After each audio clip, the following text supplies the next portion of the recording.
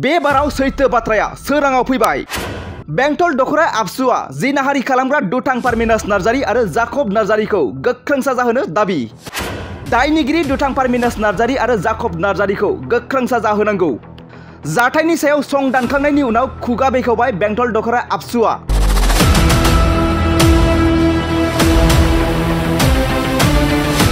सानै उन्दै बैसोनि 12 आरो 13 बोसोर बैसोनि उन्दै हिन्जावसा गथ'फोरखौ थगायनानै लांखारना जिनाहारि खालामनाय जाथाया सोराङाव फैबाय। बेंटल दखरा दुलाराय बर' फरायसा आफादा खौरांगिरि मेलनि गेजेरजों जिनाहारि खालामग्रा दुथां पारमिनास नार्जारी आरो जाकब नार्जारीनि सायाव गोख्रों दाबि दिखांदों पुलिस बिफाननिसिम आयेननि राहाजों साजा होनो।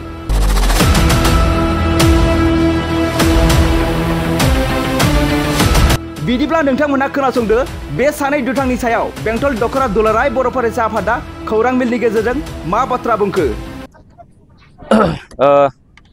बेंटल दखरा दुलाराय बर' फरायसा आफादनि जि लिंहरनाय बायदियै जोंनि हांख्रायनाय बायदियै मिडिया नोंथांमोन नुजाफैनाय गासिबो BMN news, Bodoland Bubli, times of Bodoland, आर'नाइ रादाब लोगोसे बड'लेण्ड रादाब नोंथांमोन साफ्रोमनिसिमबो जोंनि बेंटल दखरा दुलाराय बर' फरायसा आफादनिफ्राय बैसागु बोथोरनि गाहाम हामलायनाय जासिदों। खोब दुखुनांथाव बाथ्रा, नैबे 2025 मायथाइनि जेनोखि बैसागु बोथोर, बे बैसागु बोथोराव जोङो बेंटल दखरा दुलाराय बर' फरायसा आफाद हिसाबै बेबायदि मोनसे जोंनि बेंटल दखरानि सिङाव बेबायदि दुखुनांथाव मोनसे एबा मुगैथाव मोनसे जाथाय, बे जाथायखौ जागोन होननानैबो सानाखैमोन आरो जाथावना बेबायदिबो नङामोन। दा अब्लाबो जोंनि दखरानि सिङाव जिबायदि मोनसे जाथाया जाबाय आरो जिबायदि रादाबफोराव ओंखारदों, बै ओंखारनाय लोगो लोगो जोङो बेंटल दखरा दुलाराय बर' फरायसा आफाद हिसाबै जोंनि ओनसोलनिनो सिङाव सोरनि न'खराव जादों होननानै जोङो तदन्त खालामदों, जोङो नागिरदों आरो नागिरनाय बायदियै जोङो न'खर फारसे जोङो मोनहैदों आरो न'खराव थांनानै बाथ्राफोरखौ जोङो सुलाद लादों, मा जादों माब्रैहाय जानाय जोङो खबर लादों। दा बेबायदियै जोङो न'खरनि सुबुंफोरनिफ्राय जोङो मिथिनो मोनदों जाथाया जोबोरैनो लाजिथाव आरो दुखुनांथाव। जाबायदि सानै व्यक्तिनि नाम ओंखारदों, जाकब नार्जारी आरो पारमिनास नार्जारी, जायहा DJP माने दुरान्चल जन परिसंगम जेनोखि सेपारेट स्टेट बिलाइग्रा मोनसे आफादनि आफादगिरि, आरो बेजों लोगोसे जाय जाकब नार्जारी कन्ट्रेक्टर, जोंनि ओनसोलनिनो बिथाङा, जोंनि बेंटल दखरानि सिङाव थानाय रानिसिन्द्रि जेनोखि गामि,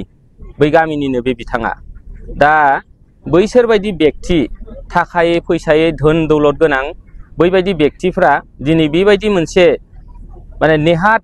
माने जुनाद आखुनि जेनोखि खामानि जि मावदों, बेखौ जोङो बेंटल दखरा दुलाराय बर' फरायसा आफाद हिसाबै माने कन्डेम खालामदों आरो जोङो एखेबारे धिक्कार होदों। बेबायदि व्यक्तिफ्रा बेबायदि नेहात माने मुगैथाव मोनसे खामानि मावनायखौ जों माने बेंटल दखरा दुलाराय बर' फरायसा आफादनि बिराद जोङो दुखु मोनदों। मानो होननानै बुङोब्ला बै जेनोखि सानै व्यक्ति बा सानै गथ'सा, बैसिनि न'आव थांनानै जोङो सुलाद लाहैदों। बै गथ'फ्रा बेसेबां बैसोनि गमामायैनो रादाबाव फोसावनाय बायदि बेयो नंमारगौना नंमारा होननानै जों खबर लाहैदों। दा बे बिथिङाव जोङो मिथिहैदों थांनानै, आरो आं बेक्तिगत हिसाबै नुहैदों जे गथ'आ सासेया दिनैसिमबो 11 बोसोरानो जायाखै। नैबे दानि फैबाय थानाय 24 जेनोखि एप्रिल, बे 24 एप्रिला सफैयोब्लासो बियो 11 बोसोर जागोन। बियो देग्लायसो क्लास 7आव जोंनि बेंटलावनो मोनसे स्कुलाव फरायदों, देग्लायसो एडमिसन लाजेनदों क्लास 7आव। आरो बेजों लोगोसे सासे 13 बोसोरनि बे गथ'आबो दिनैसो 8 थाखोआव एडमिसन लाजेनदों। आरो बै गथ'फोरखौ माने फनजों प्रल'भन खालामनानै, फैसानि प्रल'भन खालामनानै दा थांनाय 11 थारिख खालि, नैबे दाखालिसो बैसागु बोथोरनि एसे सिगां, बै थारिख खालिसो फनजों थाखा फैसा होगोन माबा माबि उमुक थुमुक होननानै लेंहरनानै गावनि थाग्रा खथा, बै थाग्रा खथायाव लानानै थांदों। बेबायदि बाथ्राखौ जोङो मिथिबोनो मोनदों न'खराव थांनानै। आरो ओरैबायदिबाव जाय गथ'फोरखौ लेंहरदों, काजलगावसिम लेंहरनानै काजलगावनिफ्राय गावनि गारियाव पिकआप खालामनानै लाना थांनानै गावनि थाग्रा खथाखौ जेन' गथ'फ्रा सं दाननानै मोनहैया, बैबायदि मोनसे थासारिया जाहाथे माने जाथों, माने गथ'फ्रा गावसिनि थाग्रा खुलिखौ उननि समाव देखायहैनो दाहाथों बेबायदि मोनसे कौशल खालामनानै माने गारिखौ बोजों बोजा फिदिं फिदा खालामनानै मोनानि 9टायाव सौहैनाय बेबायदि मोनसे थासारि खालामनाय बेबायदि मोनसे जोङो खौरां मोननानै फैदों दिनै आरो लांनाय लोगो लोगो जेनेखि जिनाहारि जेनेखि एकेबारे जुनार आखुनि खामानि बेफोरखौ खामानि मावदों बेबायदि खोथा बाथ्राफोरखौ जोङो खोनाबोनो मोनदों बेजों लोगोसे गाव फार्मिनास हिसाबै जिबायदि खामानि मावबाय बेजों लोगोसे आरोबाव जाकब नार्जारिखौ गावनि खथायाव लायफिनबावनानै गथ'फोरखौ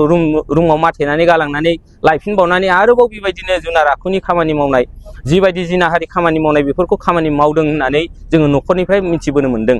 दा बेबायदि खामानिखौ बिसोरबायदि मानसिफ्रा थाखायै फैसायै धोन दौलत गोनां मानसिफ्रा इसिबां जघन्य मोनसे कान्ड खालामनाय बेखौ जोङो मालाबाबो जों गनायनानै लानो हाया जोङो बर' हारि हिसाबै जों बेबायदि मानसिफोरखौ जोंनो नाङा बैबायदि व्यक्तिखौ हें खालामनांगौ फासि होनांगौ आरो फासिनि जेनेखि सम बियो माखासे समनि गेजेरावनो जानांगौ जिहेतु जोंहा भारत संबिधाननि जेनेखि आयेन बै आयेन बायदियै 12 बोसोरनि गाहायाव थानाय गथ'फोरखौ सोरबाया जुदि रेप खालामोबा बै रेप खालामग्रा व्यक्ति माबाफोरखौ सुबुंफोरखौ बे लम्पटफोरखौ फासि होनायनि मोनसे जोंहा आयेन दङ बैबायदि पक्स' आयेननि धारायै फार्स्ट ट्रेक कर्टआव बिसोरबायदि मानसिफोरखौ लानानै थांनानै बिसोरखौ साजा होनांगौ आरो थाबैनो बिसोरखौ बे बुहुमनिफ्राय गैया खालामनांगौ जोङो प्रशासनखौ दाबि दैखांदों प्रशासनखौ जोङो नारसिनदों अति माने थाबैनो खम समनि गेजेरावनो बिसिनि जेनेखि मा होननानै बुंगोन बेखौ जेनेखि रायदान होनांगौ माने बिथांमोनखौ जे साजा फोसावनांगौ बियो थाबै जानांगौ आरो जोङो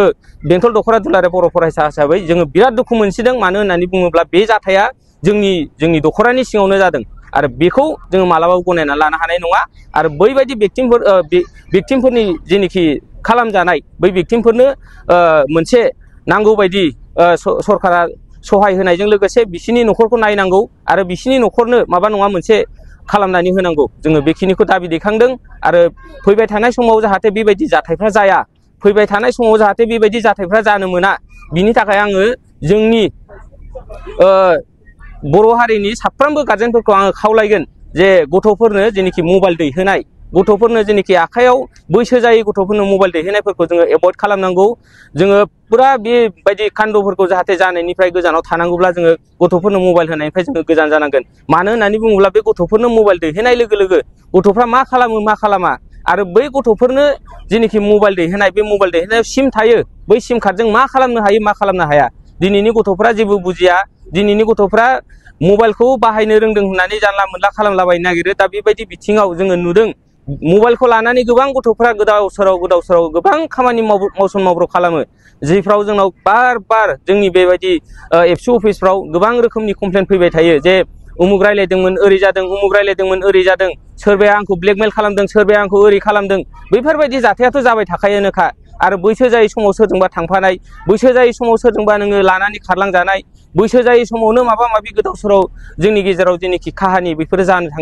जागासिनो दङ दा बेफोरखौ होबथानांगौब्ला जोङो बिमा बिफाफ्रा सांग्रां जानांगोन आरो जोंनि ओनसोलाव थानायजों लोगोसे गुबुन दाब जायगायाव थानाय जोंनि साफ्रोमबो बर' बिमा बिफाखौ आङो खावलायनो लुबैगोन जे गथ'फोरखौ साबधानाव लाखि गथ'फोरखौ गावजों माने बैसो जायै गथ'फोरखौ गावजों लाखिनानै गावजोंनो खामानि मावफानायजों लोगोसे गथ'फोरखौ स्कुलाव थांनायनिफ्राय लानानै बिसिनि गेलेनाय गाननाय जोमनाय बेरायनाय बैफोरखौ कमप्लिटलि नोजोराव लाखिनानै जेन' गावबा गावनि गथ'खौ सेफटियाव लाखियो जों बेखौ खावलायदों दख'रा आफाद हिसाबै आरो फैबाय थानाय समाव जाहाथे बेफोरबायदि जाथाय बियो जेन' जानो मोना आरो बेबायदि जाथाया पुनर जानो मोनैनि थाखाय बै साला लम्पट बैसोरबायदि व्यक्तिखौ गोख्रोंनिफ्राय गोख्रोंसिन साजा होनांगौ आरो बै साजाखौ नुनानै बेबायदि मावनो नाजाग्रा बेबायदि लांसुनिया सुबुंफोरा जेन' गिखांनाय फैयो बे मोनसे जाथायखौ जोंनि गेजेराव फुरा फोजोबनांगौनि थाखाय आं प्रशासनखौ गोरानिफ्राय गोरासिन साजा होनो थाखाय आङो खावलायबाय जों मिथिनो मोनदों जे बे आइजो गथ'फोरखौ देहायारि गाग्लोबदों आरो बुथारनोबो नागिरदोंमोन बेसेबां सैथो बेखौथ' जोङो न'खरनि जेनेखि गार्जेन बिसोरजों जों सावरायनायनि गेजेरजों जों मिथिबोदों बेवहाय एखे बे बाथ्राया नंगौ सैथो आरो बिमा बिफाया बुंदों जे आंनि गथ'खौ बेबायदि खालामनानै बेबायदि रोखोमनि माने बुथारनो नागिरनाय जेनेखि कौशल बेबायदि बुथारनो नागिरनाय कौशल खालामनायखौ आङो मथै माने बिराद गिखांनाय मोनदों आरो बेबायदि मानसिफोरखौ माने गोरानिफ्राय गोरासिन साजा होनांगौ होननानै न'खरनि जेनेखि गार्जेन बिथांमोनाबो जोंनि सिगाङाव फोरमायदों बेयो 100% बे नंगौ होननानै न'खरनि गार्जेना जोंनो फोरमायदों। न'खरनिफ्राय गसर थिसनदों बे नंगौ सैथो न'खरनि गार्जेनानो बे गसरखौ थिसनदों जोंहा रानिखाता जेनेखि थाना बे थानायाव गसरखौ थिसनदों बिनि उनावसो जेनेखि गथ'फोरनि जेनेखि मा होनो स्टेटमेन्ट बेफोरो जादों कमप्लिट स्टेटमेन्टआ जाखांजोबनायनि उनावसो जेनेखि बिथांमोन बै जेनेखि कालप्रिट जाय बिथांमोना लम्पट खामानिखौ मावदों बै बिथांमोनखौ हमनाय जादों माने केसखौ रुजु खालामखांनायनि उनाव बे रेजिस्टार जाखांनायनि उनावसो बिथांमोनखौ नागिरनानै संदाननानै हमनाय जादों जों बेखौ मिथिदों। जों मिथिनो मोनदों सुबुंनिफ्राय बे जाथायाव आरो गोबां माने बिथांमोननि सुबुंफोर दंखाबावो बियो नंमारगौब्ला बैसोरनि सायावहाय आयेनारि राहा बिथांमोनाबो लाखानांगोन। बेखौथ' जोङो बयबो खौसेयैनो आयेनारि राहा लाखानांगोन जिहेतु नैबे केसजोंनो सोरबा जुदि जड़ित दंबावोब्ला आरो बेबायदिनो सोरबा जुदि बेबायदि माबायाव सोमोन्दो थाफानाय मानसि दङब्ला बेखौ आङो सरकारनि जेनेखि बिसयबबियाफोर जायफ्रा माने दिनै आयेननि खामानि मावो बा आयेनाव जायफ्रा बिबान लानानै दङ बिथांमोनखौ आं खावलायगोन जे बेबायदि माने बे केसजों लोगोसे बेबायदियैनो जिफोर सुबुंफोर बेफोराव जुदि सोमोन्दो दङब्ला बेखौ संदाननायनि गेजेरजों बिसोरखौबो गोख्रोंनिफ्राय गोख्रोंसिन जि साजा होनाय बेखौ खालामनाय जाथारनांगौ आरो जोंबो बेखौ फैबाय थानाय समफ्राव जिफोर बाथ्राफ्रा ओंखारबावगोन बेखौ लानानै जोङो निस्सय खामानि मावनाय जागोन। जों मिथिनायाव सासेया मैया जेलाव थांबाय पारमिनास नार्जारी जाय बिथाङा जेलाव थांबाय मैया दिनै सासे जाकब नार्जारी बिनि जेनेखि खामानि दंबावो बे खामानिया जोबखाङोब्ला बेखौबो कर्टनिफ्राय बा लोगो जेलाव हरनाय जागोन बे खोथाखौ जोङो मिथिनो मोनदों आरो जोङो फोसावखानानै दोननोसो लुबैदों जे बिथांमोननि जेनेखि आयेनारि राहा लानाय बै आयेनारि राहा लानाया जुदि नांगौबायदि जायाब्ला आरो नांगौबायदि जोङो फिथाइखौ मोननायखौ नुवाब्ला जोङो बेवहाय निस्सय जोङो गोरानिफ्राय गोरासिन माखासे सोमावसारनाय आयेन खामानि बेफोरखौबो लालांनाय जागोन बेखिनिखौ जोङो बेंटल दख'रा दुलाराय बर' फरायसा आफाद हिसाबै फोसावखानानै दोननाय जाबाय।